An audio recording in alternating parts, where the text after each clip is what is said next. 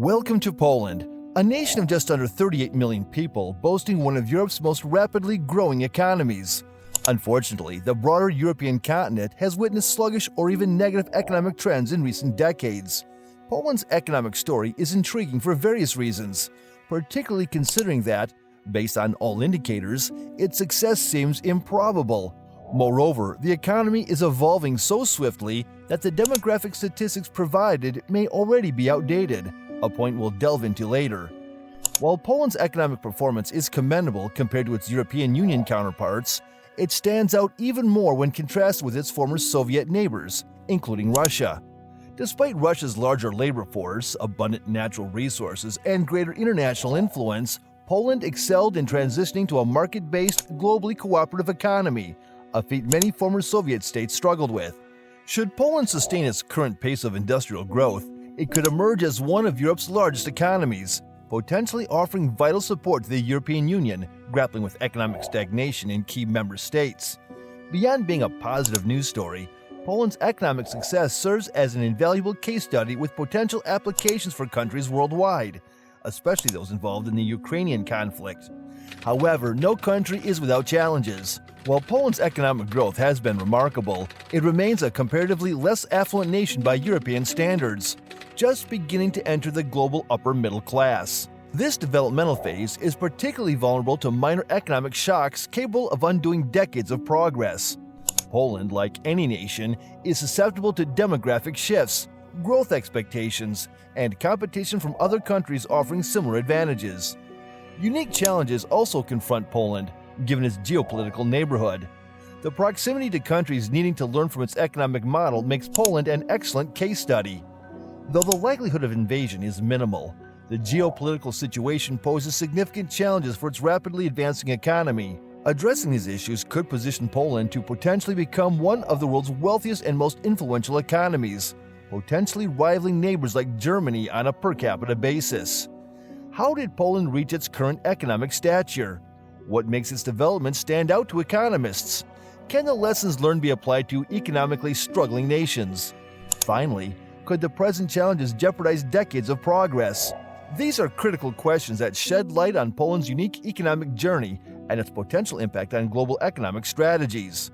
Poland's modern economy traces its roots back to 1990. Prior to this period, while not officially part of the Soviet Union, Poland operated under the influence of a communist government indirectly selected by Moscow. The year 1989 marked a significant shift when, with the weakening grip of the Soviet Union, Poland elected a new party for the first time since World War II. This new government embarked on a privatization process, aligning with the transition many former Soviet states, including Russia, were undergoing. In the Soviet-style economic system, most industries were state-owned. As countries like Poland shifted to free market economies, the challenge was to transform these state-owned entities into private companies. This transition, known as shock therapy, was essential but posed significant hurdles due to the complexities of redistributing state assets. Poland's approach to privatization was less abrupt than in other countries. The new government favored a gradual shift from a centrally planned economy, maintaining state control over large industries initially. Unlike the rush to privatize assets susceptible to corruption, Poland adopted a philosophy that allowed private enterprise to compete with existing state-owned entities.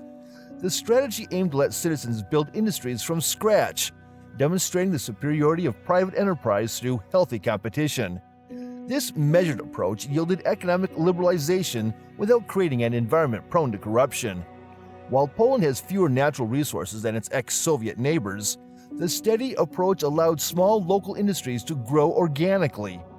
This slower pace contributed to economic stability, contrasting sharply with the overnight changes experienced by citizens in other countries. Political stability in Poland set it apart, enabling it to become one of the first former Soviet republics to join prestigious international groups like NATO and the European Union. The combination of stability and lower labor costs attracted attention from major industrial European nations, leading to significant investments in low-cost manufacturing. Poland's manufacturing industries, already in place, became integral to producing less technical components for advanced end products like vehicles and aircraft. Despite not adopting the euro, Poland's attractiveness as a low-cost manufacturing destination, coupled with its industrial potential, facilitated business relations with European nations. Poland predominantly trades with Europe, providing valuable exports to major manufacturing powers. However, there are concerns about the sustainability of this model as the growth of European countries, Poland's primary export market, has been stagnant for over a decade. The country may face challenges when trying to export goods to other regions without the advantages it enjoys within the EU. Due to the European Union's taxation policies, which impose tariffs on most imports but exempt trade between member nations, Poland has thrived as a regional competitor. Its products need only to be more cost-effective than those from traditional low-cost manufacturing hubs after factoring in import tariffs. This protection has enabled Poland to export goods within the EU, even if it might not be globally competitive. While this situation has been advantageous, it has also confined Poland. Attempting global trade could expose it to competition from cheaper centers currently shielded by EU membership. Geographically, Poland is well positioned for intra-European trade, but somewhat isolated from global oceans by the Baltic Sea. Unlike other European countries with a global appeal, Poland faces challenges in convincing consumers to pay a premium for products not associated with luxury. Despite sustained economic growth over 3 decades, Poland's GDP per capita stands at $18,000 US, 50% higher than the global average, but lower than many Western European counterparts.